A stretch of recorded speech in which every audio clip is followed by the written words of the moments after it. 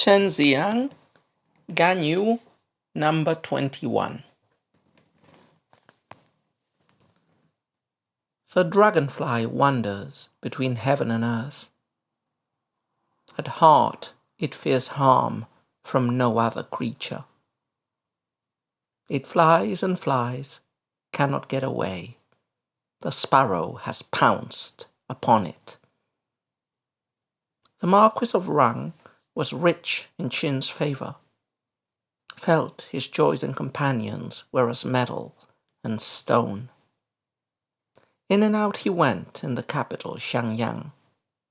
None of the feudal lords dared say a word. Little did they know that a wanderer from Shandong would stir the Qin king's heart to rage. A commoner he was, becoming minister. 1,000 years, and it causes bitter grief. Chen Zi'ang is a poet that was barely mentioned, barely included in the 300 Tang poems, with only one piece, the Song of Yu Terrace. Now, Chen Zi'ang is probably one of the poets that is underrepresented in the anthology, so we're going to include at least 2, 3, maybe 4 poems of his in the anthology. So, to refresh for those of you who don't remember, Chen Zi'ang was basically a 7th century poet. He lived in the second half of the 7th century and therefore the 1st century of the Tang dynasty. He is an early Tang poet. And he came from Shu in the west, which during this period was a rather peripheral region. It had been Sinicized pretty early on, but since the Han dynasty, it had become a bit of a backwater. In fact, the last great poets from Shu before the Tang dynasty are basically poets like Yang Xiong or Sima Shangru that were poets in the Han, so 500 years into the past. So Chen Zi'ang, from his birth and from his background, was a very peripheral figure, and this is evident also in the type of poetry that he ended up writing. We've mentioned in previous videos that the early Han, the 1st century of Han rule, was basically the era of court poetry. This was a genre of poetry that had developed in the period of disunion, especially in the last 2 or 3 of the 6 dynasties, during the Qi, the Liang, and the Chen. This was a type of courtly poetry that was very aristocratic, and it was the type of bland, very conventional, very refined poetry of a coterie of aristocrats, all of whom were able to produce poems according to the rigid conventions of the genre, and were fitting in with these conventions was more important than being individually creative. Also, the poems in the court poetry style tended to be rather superficial. They were congratulatory poems made to commemorate different courtly episodes and events. There were poems made to describe objects, zhongwuxi, or poems for describing banquets. So they were pretty superficial and far away from the old dictums of Confucian literary criticism that poetry expresses political intentions and what's in the mind intently. Very early on in the Tang, an opposition poetics, as described by the literary critic Stephen Owen in the Poetry of the Early Tang, appeared. And this was a current of writers who defended that poetry should go back to its old Confucian values, should move away from the aestheticist, superficial, and decadent style of the southern dynasties' court poetry, move on to serious topics and to Confucian ethical principles. But the problem was that during the first century of Tang rule, this poetics was unable to crystallize into products, into poems that satisfied these strict Confucian moral, ethical, political principles, and at the same time was sufficiently aesthetically complex and refined as to, being able to compete and displace court poetry. Now, Chen Zi'ang did not write generally in the style of court poetry. He is one of the first, not the first one, but one of the first voices that sponsors an alternative to the effete courtly style for poetry that is more direct and more political. But he wasn't really very relevant during his lifetime. He wasn't much read. He didn't achieve important positions at court.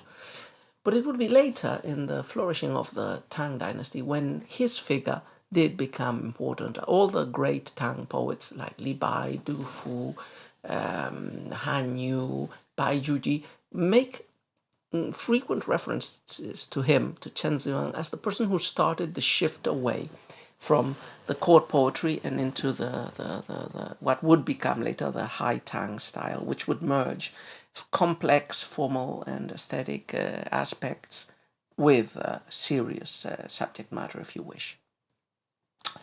Okay, so going back to Chen Zhuang's personal life, he served in minor positions, and he served during a very peculiar period of the Tang Dynasty, which was Empress Wu's ascendancy.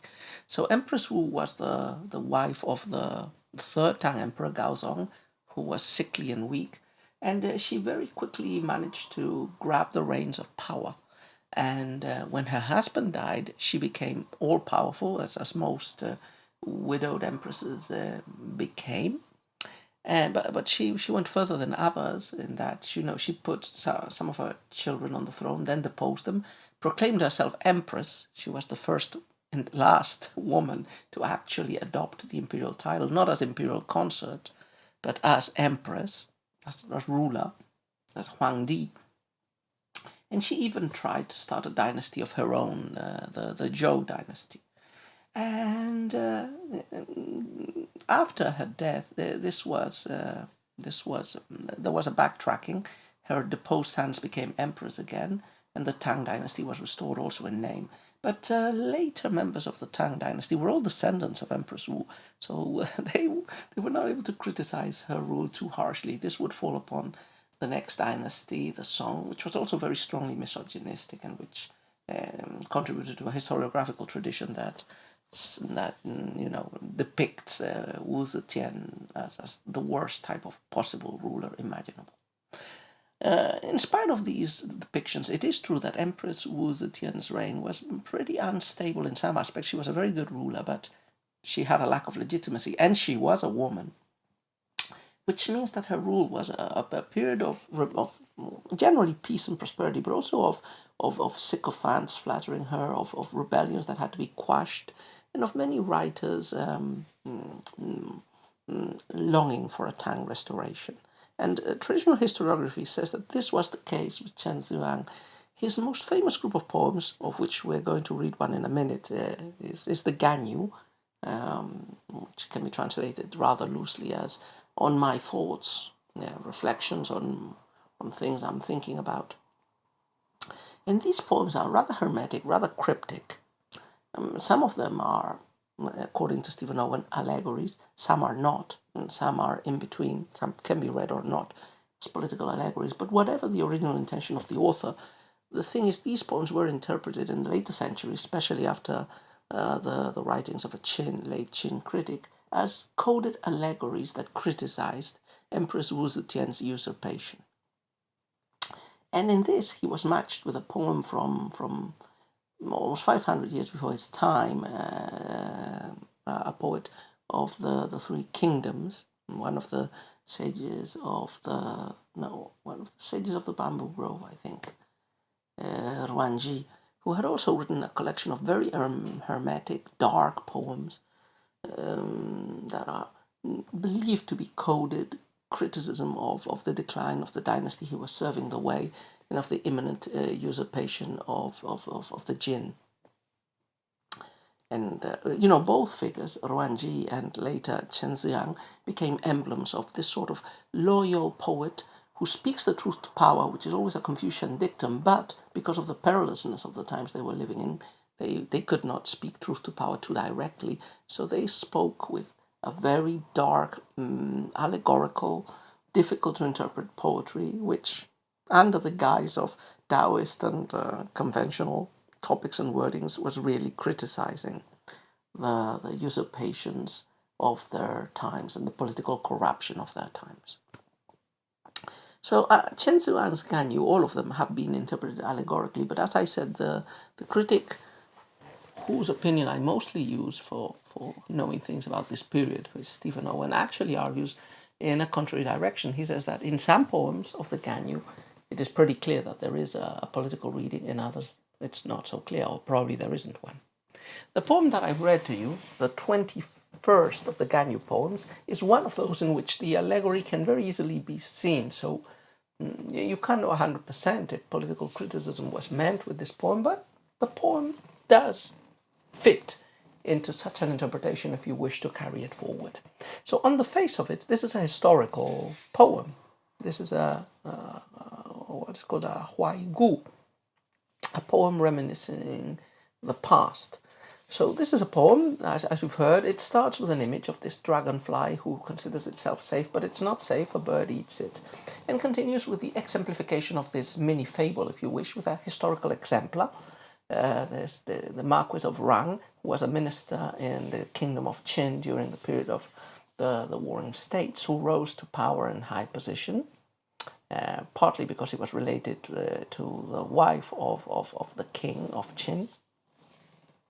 He was a relative of the king of Qin's wife, but he was later deposed and encountered death when a persuader who came from the east, from Shandong, from what was then the state of Qi, managed to persuade the king, change the king's opinion about favoring this minister, the Marquis of Rang. So that's the anecdote. You could say this is a historical poem about how a powerful minister can be dashed to pieces, and with an example from nature. But the presumed underlying or allegorical reading is a criticism of Empress Wu Zetian's reign. Wu Zetian had also been an empress wife, and she was in power, and she favored her relatives, one of whom allegedly was responsible, or would be responsible for Chen Zi'ang's death. So this poem, we could imagine that it might have been written by Chen Zi'ang while Gaozong was still alive and in the throne, as a sort of admonitory piece criticizing the emperor for giving too much power to his wife and expressing the dangers of, or the consequences that this would breed, like evil relatives of the empress wife getting a lot of power and then in the end being dashed to pieces. So history is used a lot in classical Chinese poems as exemplar, just like Cicero used to say, "Historia magistra vitae." History gives us examples that are to be imitated or examples that are to be avoided. So you could say those are the two topics of the poem. The literal one is a historical fable of the fall of powerful ministers displaced by other ministers. And the allegorical meaning is a criticism of the emperor for relying too much on his wife and for bringing his wife's relatives to high positions of power at court. As usual, let's take a look at the poem couplet by couplet. So first couplet. The first two couplets of this poem are what could be called a xing, which loosely can be translated as a metaphor. Now, in the earliest Chinese poems that we know of, those of the Book of Odes, a lot of those poems start with an image from nature, which is sometimes connected with the rest of the poem, and sometimes it's not. The typical example, the first poem of the Odes, the Ganyu, Guang Guang cries the osprey in an island in the river. So there's this sea hawk that is crying in an island, and his cry is onomatopoeic for Chinese expressions of longing for somebody. And the rest of the poem connects with this image of nature because it's the poem of a prince's son who is longing to be with his bride-to-be, the woman he has fallen in love with and whom he wants to be with and to marry. So this is a very old Chinese literary technique, and we can call it a metaphor, but sometimes it's not explicit. Sometimes the xing, this image in nature, seems to be completely disconnected from the topic of the main poem. There have been many speculations about why this is so. Some speculating that maybe the xing connected with, the earliest poems of the Odes were the result of an oral formulaic tradition. They were songs accompanied with music. So perhaps the xing reference other poems in the tradition that have been lost, that had a music and that had a tone, which was assumed to be maybe mournful or celebratory, and perhaps those xing, when the topic does not match the rest of the poem, are meant to introduce the tone of the poem, celebratory, dark, brooding, whatever. Anyway, this poem starts with a xing. It's a small fable, It's the story of the dragonfly who is all confident, all secure in its power and life, but who is unaware that the bird is going to eat her. And this mini episode matches very well the story in the poem. The dragonfly wanders between heaven and earth. At heart, it fears harm from no other creature. It flies and flies, cannot get away. The sparrow has pounced upon it. So, as I said, this is a little fable. The dragonfly who flew all satisfied, and yet the bird catches and eats it. Let's continue with the third couplet, which now tells the main story.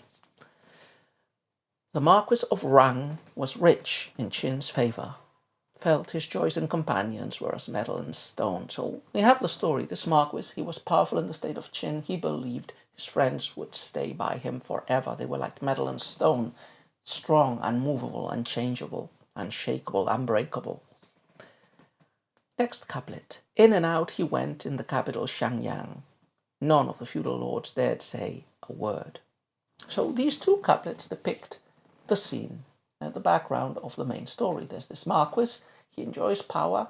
From the history chronicles, not from the poem, we know the backstory, and the reader would have known the story of this protege of the Queen of Qin, of the wife of King Zhao, Queen Xuan. And, she gave power to her, among others, her younger brother Wei Mao, who is this Marquis of Rang. And he lorded it out in the state of Qin. Nobody could protest because he had the protection of the king and the queen. But these things changed quite suddenly, and that's what the next couplet will tell us. Little did they know that a wanderer from Shandong would stir the Qin king's heart to rage. So the story goes that one persuader, one sophist or rhetorician, these were wandering persuaders who visited different courts of the different kings in the War and States period and used their persuasive skills to get themselves employed into positions of power in the said courts. One of these persuaders, a man called Ganyu, who came from the eastern state of Qin, what is now Shandong, the northeastern coast of China. This man came to court, made a speech caustically commenting on the king's reputation for uxoriousness among the feudal lords. And the king reacted to the speech, and he gave power to this persuader and gave him power to rule and to check the abuses of the queen and her relations.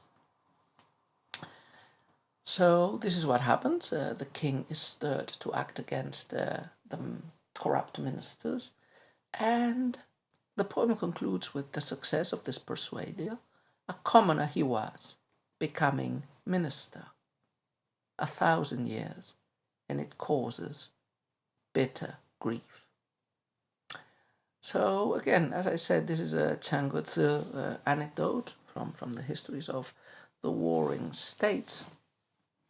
And the end is a bit weird. So the commoner becomes minister, and 1,000 years after, it causes bitter grief. One would ask, why does the success of this persuader in displacing the queen's brother from power, why does it cause 1,000 years later bitter grief?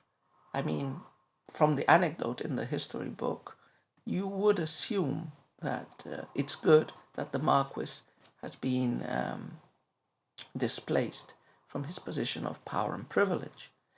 So probably it's this ending which is the one that is the key to interpreting the poem as a criticism of contemporary events, because the bitter grief this poem causes is bitter grief at probably Chen Zuan seeing that the same situation is being repeated at the Tang court, that the Empress's relatives are given positions of power, and it's necessary for yet another persuader to come, for yet another Fan Yu to persuade the king, or now the emperor, to stop these licentious and decadent practices. And perhaps Chen Zi'ang envisages himself through this poem as that sort of a persuader. So this is interesting. It's an unusual take. Owen comments that the effect created by this first use of this fable or this metaphor of the dragonfly, then the Marquis, and the historical evaluation of him and the closing in the poem creates a strange effect of sympathy for the fall of the powerful. That might be part of the grief, the Sayat ministers tumbling down, but again you have this political reading also of a sign that it is necessary for a persuader to come again. And this seems to be without parallel in 7th century poetry. So quite an interesting take by Chen Zi'ang on a historical theme.